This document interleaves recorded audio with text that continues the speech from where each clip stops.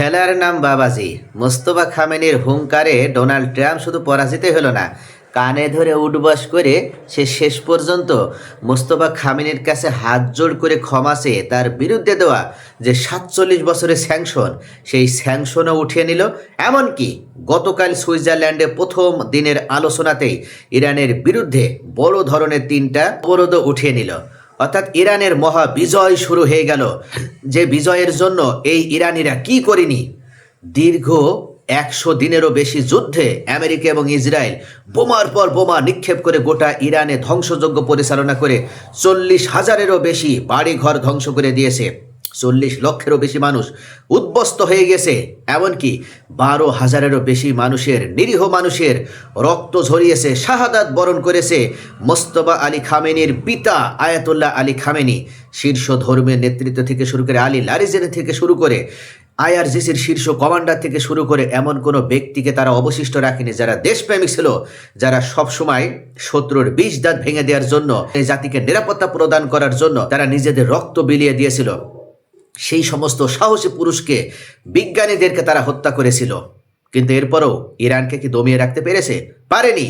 Donald Trump এই যুদ্ধের শেষের দিকে এসে যখন দেখলো আর সম্ভব নয়, কেননা 2027 সালেই আমেরিকায় ভোট, আর 2026-এর শেষের দিকেই অবশেষে মধ্যবর্তী অর্থাৎ মিড টার্ম নির্বাচন হতে যাচ্ছে। এই নির্বাচনে যদি ইরানের বিরুদ্ধে এই যুদ্ধে আমেরিকা পরাজিত হয়েছে, এটা যদি গোটা আমেরিকাবাসী জেনে যায়, তাহলে এই ভোটে ডোনাল্ড ট্রাম্প পরাজিত হবে। কিন্তু ডোনাল্ড ট্রাম্প আগে থেকেই ইরানের বিজয় স্বীকার করে নিয়ে অবশেষে তিনি এই নির্বাচনকে সামনে রেখে ভালো সাজার চেষ্টা করছে। নিজের সাধু বেশ ধারণ করে এই মুহূর্তে আমেরিকার মানুষের সামনে উপস্থাপন করছে, গোটা বিশ্বের মানুষের সামনে উপস্থাপন করছে যে দেখো আমি কতটা ভালো, আমি যুদ্ধ করি না, আমি যুদ্ধ চাই না, আমি শান্তিপ্রিয় মানুষ, আমি বিশ্বের সব জায়গায় শান্তি স্থাপনকারী। আর যে কারণে সে প্রথম দিন অর্থাৎ সুইজারল্যান্ডের এই আলোচনার প্রথম দিনেই, যেখানে ইসরায়েল নামক এই ভণ্ড প্রতারক রাষ্ট্রটি, বেঈমান রাষ্ট্রটি, অবৈধ রাষ্ট্রটি একের পর এক চেষ্টা চালিয়ে গিয়েছে যেন এই আলোচনা শুরু না হয় সুইজারল্যান্ডে। কিন্তু আলোচনা সুইজারল্যান্ডে শুরু হয়েছে। প্রথম দিনের আলোচনাতেই ইরান বড় ধরনের 3টা মহা বিজয় লাভ করেছে। 1 নম্বরে তারা যে বিজয় লাভ করেছে সেটা হচ্ছে তাদের উপরে থাকা তেলের যে অবরোধ, সেই তেল অবরোধ উঠিয়ে নেওয়া হলো। কল্পনা করতে পারছেন কোন দেশ তেল অবরোধ উঠিয়ে এনেছে? যে দেশ বিশ্ব অর্থনীতিতে এখনো 1 নাম্বার, যে দেশ এখনো সামরিক শক্তিতে 1 নাম্বার, গোটা মধ্যপ্রাচ্যে যার ছড়িয়ে ছিটিয়ে আছে 23টিরও বেশি সামরিক ঘাঁটি, সেই রাষ্ট্র গোটা মধ্যপ্রাচ্যের মুসলিম নামধারী বেঈমান রাষ্ট্রগুলোকে সাথে নিয়ে, ইসরায়েলকে সাথে নিয়ে ইরানকে পরাজিত করতে ব্যর্থ হয়েছে। সেই রাষ্ট্র অবশেষে ইরানের উপর থেকে তেল অবরোধ উঠিয়ে এনেছে। 1 বছর নয়, দীর্ঘ 47 বছর ধরে ইরানের বিরুদ্ধে তেল অবরোধ আরোপ করে রাখা হয়েছিল। যদি কোনো রাষ্ট্র গোপনে ইরানের সাথে বাণিজ্য করার চেষ্টা করেছে, তাদের বিরুদ্ধে স্যাংশন দেওয়া হয়েছে, শুল্ক আরোপ করা হয়েছে। অর্থাৎ এভাবে একের পর এক গলা টিপে ধরে ইরানকে হত্যা করার চেষ্টা করা হয়েছিল। কিন্তু শেষ পর্যন্ত সকল অবরোধ উঠিয়ে নেওয়া হলো। আর এই অবরোধ উঠিয়ে নেওয়ার পরপরই একই দিনে ইরান লক্ষ লক্ষ ব্যারেল তেল উৎপাদন করে গোটা বিশ্বের বাজারে রপ্তানি করেছে। অর্থাৎ এখন পর্যন্ত যুদ্ধ চলাকালীন যত তেল রপ্তানি না করেছে তার থেকে কয়েক গুণ বেশি পরিমাণে একদিনেই তেল রপ্তানি করেছে। আশ্চর্য হয়ে যেতে হয়, ইরান আগে থেকে প্রস্তুতি নিয়ে রেখেছিল। তারা এই ক্রুড অয়েলগুলো উৎপাদন করে ফ্রিজিং করে রেখে দিয়েছিল এবং তারা একদিনে এই সুযোগ পাওয়ার সাথে সাথেই এত লক্ষ লক্ষ ব্যারেল তেল তারা রপ্তানি করলো।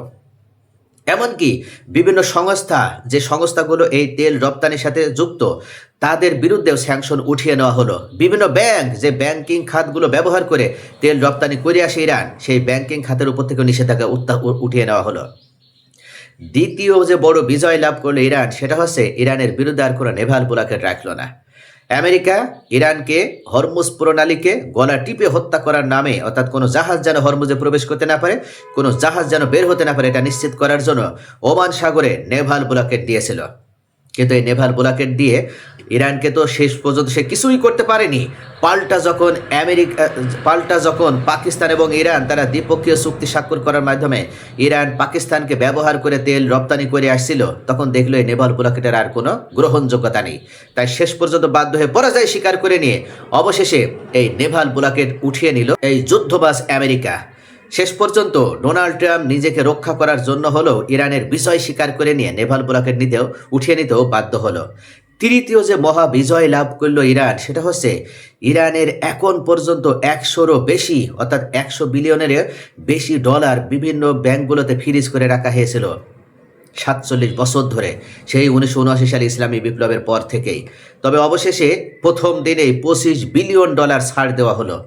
অর্থাৎ এইভাবে যুদ্ধের এই আলোচনা চলাকালীন 60 দিনের মধ্যেই ধাপে ধাপে তাদের এই 100 বিলিয়ন ডলারই ছেড়ে দেওয়া হবে। গোটা বিশ্বের বিভিন্ন ব্যাংকগুলোতে, মধ্যপ্রাচ্য এমনকি আমেরিকা, সুইজারল্যান্ডেও ইরানের এই অর্থগুলো ফ্রিজ করে রাখা হয়েছিল। কিন্তু এবার প্রথম ধাপেই 25 বিলিয়ন ডলার ছেড়ে দেওয়া হলো। শুধু তাই নয়, ইরান যে 14 দফা দিয়েছিল আমেরিকাকে, পর্যায়ক্রমে ইরানের এই 14 দফায় এই যুদ্ধবিরতি আলোচনার মধ্যে কার্যকর করা হবে। অর্থাৎ ইরানের কাছে অবশেষে মাথা নত করল বিশ্বের মোড়ল সুপার পাওয়ার আমেরিকা। আর ইরান এই বিজয় এত সহজে অর্জন করেনি। ইরানের হাজার হাজার মানুষ তারা রাজপথে থেকেছে, যুদ্ধের প্রথম দিন থেকে তারা রাজপথে রাত দিন 24 ঘন্টা তারা থেকেছে। এখনো পর্যন্ত তারা ঘরে ফিরে যায়নি যতক্ষণ পর্যন্ত না যুদ্ধ সমাপ্তি না হয়েছে। এমন সাহসী জাতি যারা জানফাদা প্রকল্পের মাধ্যমে 9 কোটি জনগণের ভিতরে প্রায় 4 কোটি 20 লক্ষ মানুষ তারা স্বেচ্ছায় আমেরিকার বিরুদ্ধে জীবন দেওয়ার জন্য তারা স্বাক্ষর করেছিল।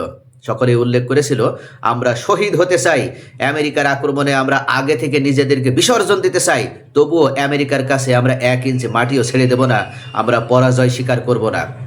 এমন ইউনিটি, এমন ঐক্যবদ্ধ পৃথিবী সৃষ্টির লগ্ন থেকে বিশ্বের কোনো ইতিহাসে কখনো কোনো ইতিহাসবিদ লিখতে পারেনি। অবশেষে ইরানের এই বিজয় গাথা দিয়ে ইরানের জনগণের এই সাহসিকতার গল্প এক চরম মাত্রা ছাড়িয়ে গেল।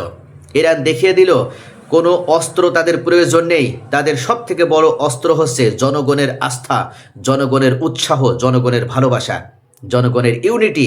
আয়াতুল্লাহ আলী খামেনির মৃত্যুর পর এই ইরান সকল ভেদাভেদ ভুলে গিয়ে, বিভাজন ভুলে গিয়ে তারা এক কাতারে দাঁড়িয়েছিল এবং আমেরিকার 20 দাঁত, ইসরায়েলের 20 দাঁত ভেঙে দেওয়ার জন্য তারা কাঁধে কাঁধ মিলিয়ে শাহাদাত বরণ করার জন্য জানফাদা প্রকল্প তারা নাম লিখিয়েছিল। এই সমস্ত ঘটনায় প্রমাণ করে দেয় ইরানকে কখনো পরাজিত করা সম্ভব নয়। তাদের 5000 বছরের যে সমৃদ্ধ ইতিহাস, সেই ইতিহাস প্রমাণ করে দেয় যারা যখনই ইরানে আক্রমণ করতে এসেছে তারাই তখনই ইরানের কাছে পরাজিত হয়েছে, তাদের মাথা নত করতে হয়েছে। তো অবশেষে ইরানের বিজয় মেনে নিয়ে প্রথম দিনের আলোচনাতেই এই 3টা বড় বিজয় ইরান লাভ করলো এবং এই 3টা বড় ধরনের অবরোধ উঠিয়ে নেওয়া হলো।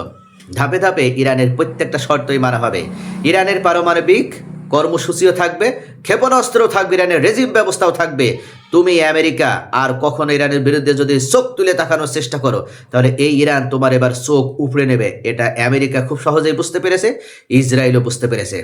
তাই তারা আর বাড়াবাড়ি না করে এই মুহূর্তে সকল ফ্রন্টে যুদ্ধবিরতি করার মাধ্যমে এই আলোচনার পর্যায়ক্রমে ধাপে ধাপে ইরানের বিরুদ্ধে থাকা প্রত্যেকটা স্যাংশনগুলো উঠিয়ে নিচ্ছে। প্রিয় দর্শক, ইরানের এই সাহসিকতা কি সত্যিই বিশ্বের ইতিহাসে অমর হয়ে থাকবে? ইরানের এই সাহসিকতার সামনে ডোনাল্ড ট্রাম্প শেষ পর্যন্ত কানে ধরে উঠবস করে ক্ষমা চেয়ে তারপরে এই আত্মসমর্পণ করতে বাধ্য হয়েছে। আপনাদের মূল্যবান মতামত কমেন্টে জানান। ভিডিওটি ইনফরমেটিভ মনে হলে লাইক, কমেন্ট, শেয়ার করে সাথেই থাকুন। পরবর্তী ভিডিওতে দেখা হবে। সে পর্যন্ত সকলে সুস্বাস্থ্য দীর্ঘায়ু কামনা করে বিদায় নিচ্ছে। আল্লাহ হাফেজ।